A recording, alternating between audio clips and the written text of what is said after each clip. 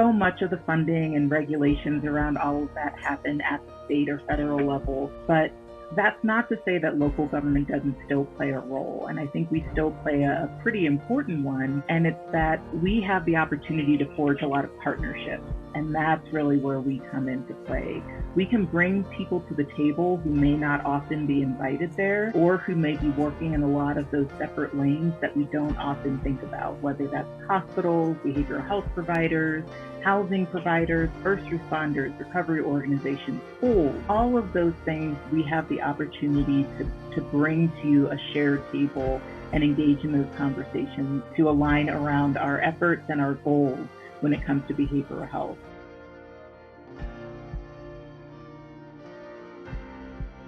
I mean, even though sometimes people are coming at a point of absolute frustration and anger sometimes with the topics that they're bringing up, what that speaks to me more than anything is passion.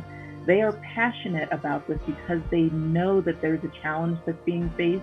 They don't know what to do about it. They know that it's not really their responsibility to fix this problem, but they see that the people who are responsible for it are just not hitting the targets that they need to make things better. And so when they're coming and saying, you're not doing X, Y, Z, that can be, yes, very hard to hear, but it also tells me I care so much about this that I'm going to come and talk at you for 3 minutes to tell you that this is a problem, that we need to solve this and we need to fix this. And so when it comes to our local leadership, again, advocacy is huge.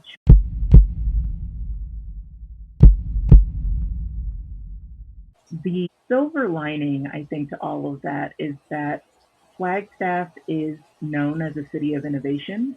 And in my mind, innovation means creativity.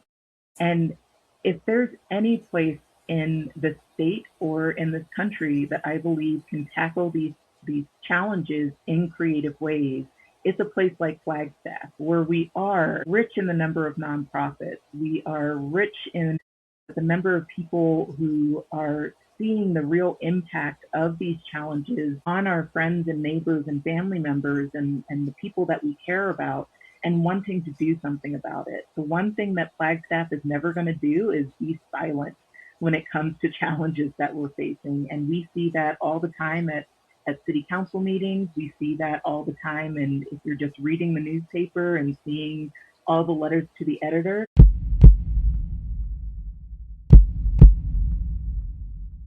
Arizona has been identified as a behavioral health desert, which means that the number of providers and workforce and organizations that are working on all of these things are so limited. And they're limited because not only of just a limitation in that workforce, but the interconnection of other things. When you're talking about rural communities, then there's challenges with transit. If the closest hospital or behavioral health center or recovery center or anything like that is miles away and you don't have a car, how are you going to access that? Or if you're so rural that you don't have a car and you don't have reliable internet, which is something I've been experiencing today, then how are you supposed to do if someone says, oh, well, you can just do telehealth? Well, no, not necessarily if I don't have that reliable connection.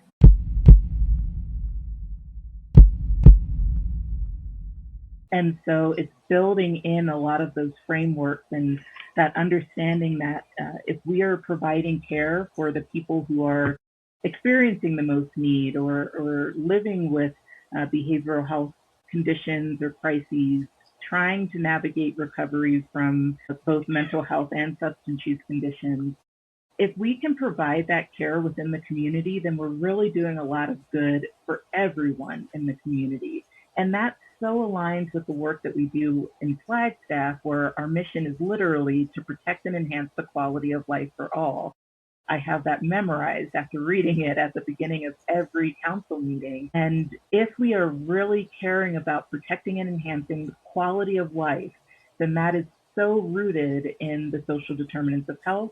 It's rooted in concepts of recovery and the belief that whatever pathway people take, it can lead to their overall wellness, their well-being, their ability to recover, and their ability to live fulfilling lives where they're thriving, not just surviving in community.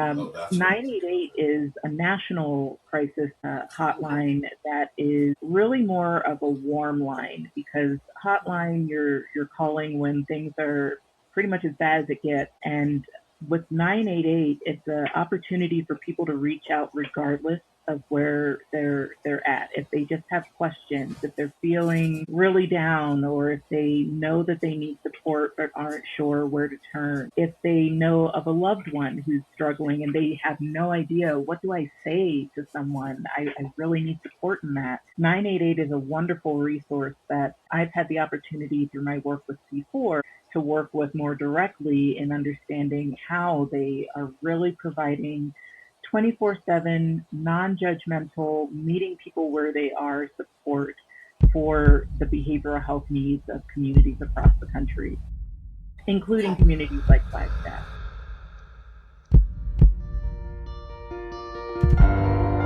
Thanks for joining us on the Healthcare Uprising. Make sure to hit those like and subscribe buttons before you go, and take a moment to think of a friend and hit that share button. You can find us on all the major audio platforms, and we've got video on YouTube if you want to watch us in action.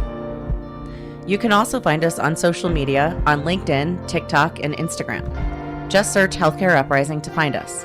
And if you're a new company with a cool new product, if you're someone innovating alternative methods for the health and wellness space, or if you have a personal healthcare journey you'd like to share with us here at The Uprising, please email us at healthcareuprising@gmail.com. And we'll get back to you about coming on the show. Well, that's all for this dose of Healthcare Uprising. Until the next time, keep looking for the good in the world, because sometimes it's where you least expect it.